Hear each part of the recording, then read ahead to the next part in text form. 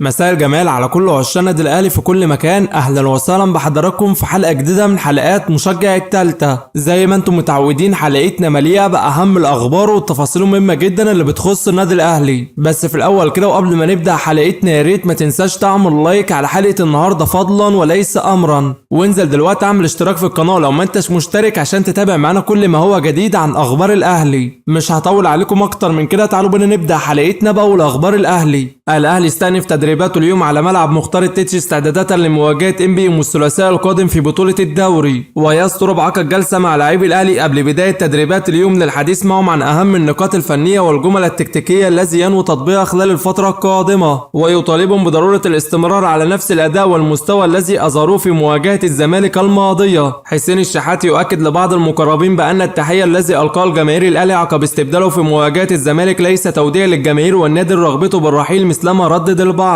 ويؤكد بأنه كان يقصد تحية الجماهير عن طريق محمد أبو تريكة أسطورة النادي وليس بنية أخرى مثلما ترجم البعض عبر مواقع السوشيال ميديا والإعلام طوال الأيام السابقة. فهو لديه رغبة كبيرة بالتجديد مع الأهلي والاستمرار مع الفريق في حال احتياج النادي لخدماته، لكن لم يتواصل معه أحد من مسؤول الأهلي بشكل رسمي حتى الآن من أجل التجديد مع الفريق أو إبلاغه باحتياج النادي لخدماته خلال الفترة القادمة. ويؤكد بأنه كان ينتظر تقدير أفضل من جانب الأهلي بشأن التجديد، لكنه يشعر بعدم وجود اهتمام من جانب إدارة النادي لتجديد عقده لامتلاك النادي عدة عناصر في مركزه، لكنه يفضل البقاء والاستمرار مع الأهلي خلال الفترة القادمة في حال وضح له مسؤول النادي باحتياج النادي لخدماته.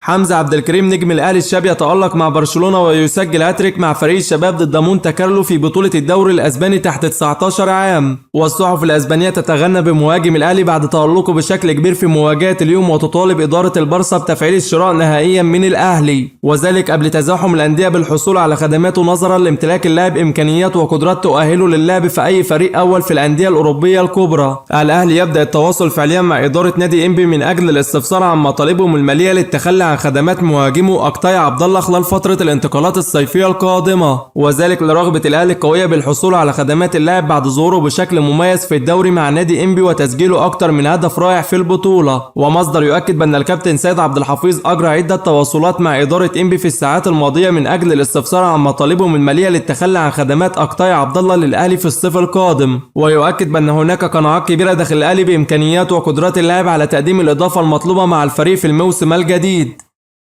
الاتحاد الافريقي بيدرس جديا تزويد عدد الانديه المصريه والمغربيه والتونسيه والجنوب افريقيه المشاركه في بطوله دوري الابطال لثلاث فرق بدلا من فرقتين في الموسم القادم، وذلك بسبب تعثر الانديه الكبرى في دورياتهم والذي قد يتسبب في عدم نجاح البطوله ماديا في حال عدم مشاركه الانديه الكبرى امثال الاهلي والوداد المغربي والترجي التونسي، وايضا في ظل حرص الكاف على تحقيق التوازن بتطوير المسابقات القاريه والحفاظ على انتظام يضمن عدم ارهاق الانديه واللاعبين. استقرار كبير داخل الجهاز الفني للاهلي باستمرار احمد رمضان بيكهام اساسيا في مواجهه انبي القادمه بعد تألقه بشكل كبير في مواجهه الزمالك الماضيه، وايضا تغييرات متوقعه في التشكيل على مستوى خط الدفاع باراحه ياسين مرعي والدفع بياسر ابراهيم في حال جاهزيته بشكل كامل للقاء. سيد معوض نجم الاهلي السابق يؤكد بان حضور جماهير الاهلي في مواجهه الزمالك الماضيه كان السبب الاول في الفوز والمكسب وظهور اللاعبين بشكل جيد، وجماهير الاهلي وصلت رساله باننا ورا الفريق في كل وقت وعلى الحلو قبل المره مع النادي. ويؤكد بان الجميع كان يتوقع عدم حضور جماهير الاهلي بالشكل الكافي في مواجهه الزمالك بعد الخساره الاخيره من بيراميدز بثلاثيه، فجماهير الاهلي بعتت رساله للجميع بانها دائما تقف خلف الفريق في كل الظروف سواء في الانتصارات او الاخفاقات، وهو كان الدافع الاول للاعبين لتحقيق الفوز على الزمالك والظهور بالشكل الذي يليق بالاهلي وجماهيره. وفيما يخص الزمالك فيؤكد بان لاعبي الابيض خاضوا المباراه بثقه زائده وهو ما تسبب في الهزيمه الثقيله من الاهلي، وشعور لاعبي الزمالك بالثقه الزائده منح لاعبي الاهلي دافع اضافه لتحقيق الفوز وتجنب اي سيناريوهات اخرى. فالاهلي لا يمكن اعتباره فريق عادي تحت اي ظرف مهما كانت الحاله الفنيه للفريق، ومن يستهان بالاهلي او يتجاهل تاريخه حتى في اوقات تراجع مستواه ينقلب عليه كل الموازين. مصدر بالاهلي يؤكد بان فرصه استمرار اشرف بن شرقي مع الفريق تزايدت بعد تألق اللاعب بشكل كبير في مواجهه الزمالك الماضيه في الدوري، ويؤكد بان هناك استقرار كبير داخل الاهلي بعدم التفريط في خدمات اللاعب في الصيف القادم واعطائه فرصه اخيره مع النادي في الموسم الجديد، خاصه وان اللاعب اكد لمسؤول الاهلي بان تراجع مستواه يتعلق بالامور الفنيه للمدرب وطريقه اللعب والذي لم تساعده على التألق. الكابتن سيد عبد الحفيظ يؤكد للاعبي الاهلي على ضروره مواصله الاداء والمستوى الذي اظهروه في مواجهه الزمالك الماضيه لمواصله الانتصارات في المباريات القادمه، ويؤكد للجميع بانه لا خيار سوى الفوز في مواجهه انبي القادمه وتجنب اي سيناريوهات اخرى على امل تعطيل المنافس في مبارياته القادمه لضمان المشاركه على الاقل في بطوله دوري الابطال. واشاد بشكل كبير بمستواهم في مواجهه الزمالك الماضيه ويطالبهم بمواصله نفس الاداء والمستوى لاعاده الثقه مجددا.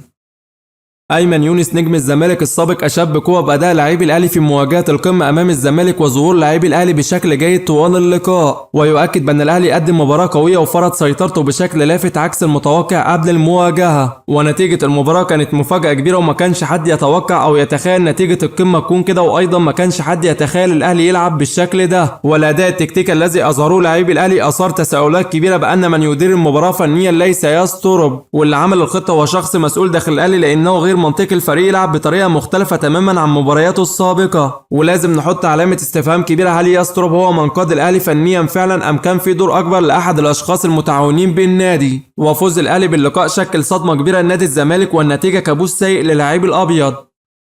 أسامة عرابي نجم الكرة المصرية السابق يؤكد بأن استمرار يسترب مع الأهلي في الموسم المقبل قد يكون مطروح في حال نجاح الفريق بالتتويج ببطولة الدوري، لكن الأمر يتطلب معجزة كبيرة بتعثر المنافسين في مبارياتهم القادمة وفوز الأهلي بباقي لقاءاته في الدوري، ويطالب جماهير الأهلي بعدم الانفعال الكبير بسبب تقييم المرحلة الذي يمر بها الفريق حاليا، ويؤكد بأن ردود فعل الجماهير الأهلاوية بعد الخسارة من بيراميدز كانت انفعالية كبيرة جدا، والجميع كان طلب برحيل اللاعبين والمدرب والإدارة وكل من يعمل بالنادي، لكن الأجواء اتغيرت بعد الفوز على الزمالك وظهور اللاعبين بشكل جيد، وهو ما يتطلب أن تكون قرارات إدارة الأهلي بعيدة عن التقلبات الجماهيرية السريعة بسبب تراجع النتائج والأداء. وفيما يخص يستر فيؤكد بأنه يعاني من بعض القصور على المستوى الإداري في إدارة الفريق إلى جانب وجود أخطاء فنية واضحة، وتحسين الأداء والمستوى في المباراتين القادمتين مع الأهلي في الدوري قد يمنحه فرصة ضعيفة جدا للاستمرار مع الفريق في الموسم القادم، لكنه حاليا وعلى الورق رحيل يستر عن الأهلي شبه مؤكد. الأهلي ينفي كل ما قيل عن تلقي النادي عرض من أحد الأندية السعودية من أجل الحصول على خدمات إمام عاشور في الصيف القادم مثلما قيل في الأيام الماضية، ويؤكد بأن النادي لم يتخذ أي قرار رسمي بشأن رحيل اللاعب عن الفريق في الوقت الحالي، لكن سيكون الباب مفتوح أمام رحيل أي لاعب يرغب بالرحيل عن الأهلي، وينفي كل ما قيل عن طلب إمام عاشور بزيادة راتبه مع النادي أو الرحيل عن الفريق في الصيف القادم لرغبته بالحصول على مقابل مادي أعلى من الذي يحصل عليه مع الأهلي حاليا. والد أحمد مصطفى زيزو لاعب الأهلي يطالب لجنة شؤون اللاعبين باتحاد الكرة بسرعة إصدار القرار النهائي في شكوى ضد نادي الزمالك، وذلك تمهيدا لتصعيد القضية إلى المحكمة الرياضية الدولية أيا كان القرار الصادر لصالح نجله. نادي انبي ينفي كل ما قيل عن رصد النادي مكافآت خاصة للاعبي الفريق قبل مواجهة الأهلي لتحفيزهم لتحقيق الفوز على الأحمر في المواجهة القادمة، ويؤكد بأن كل ما يقال حول تحريك كهربا لاعبي انبي على القتال أمام الزمالك واللعب برعونة أمام الأهلي عاري تماما من الصحة، والجميع سيلعب من أجل تحقيق نتيجة إيجابية أمام الأهلي والظهور بشكل جيد في المواجهة. الأهلي يستبعد فكرة عودة رامي ربيعة للفريق مجددا في الصيف القادم نظرا لعدة عوامل أبرزها عامل السن والذي قد يكون عائق كبير أمام عودته، ومصدر بالأهلي يؤكد بأن النادي لم يدخل في أي مفاوضات أو استفسارات مع اللاعب من أجل البحث عن إمكانية عودته مجددا في الصيف القادم، وأن كل ما يقال عن هذا الأمر لا أساس له من الصحة وعبارة عن اجتهادات صحفية، والنادي لديه عدة خيارات دفاعية أخرى سيعمل عليها في الأيام المقبلة. الأهلي ينفي مجددا فكرة الدخول في مفاوضات مع المدرب السويسري رينيه فايلر مدرب الفريق السابق من أجل توليه القيادة الفنية للنادي خلال الفترة القادمة، ويؤكد بأن المدرب السويسري خارج حسابات النادي تماما نظرا للطريقة الغير لائقة الذي رحل بها عن الأهلي سابقا. وبكده صديقي نكون وصلنا لنهاية حلقة النهارده اللي بتمنى تنال إعجابكم. في نهاية حلقتنا يا ريت ما تنساش تعمل لايك واشتراك في القناة لو ما انتش مشترك عشان تتابع معانا كل ما هو جديد عن أخبار الأهلي.